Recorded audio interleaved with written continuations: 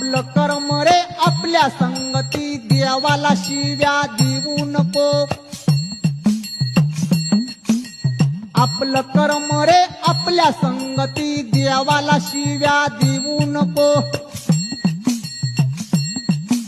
बळीच्या वंशी जन्म घेतला इमान धर्म सोडू नको. तुकारामाने अभंग केले खोट त्याला बोलू नको. ऐक प्राण्या रे तुला सांगतो हरी बाजल्या बिन राहू नको. दिली देवानी धन संपदा मनात गर्व धरू नको. उलट दुनिया बालट निघाली कली कशी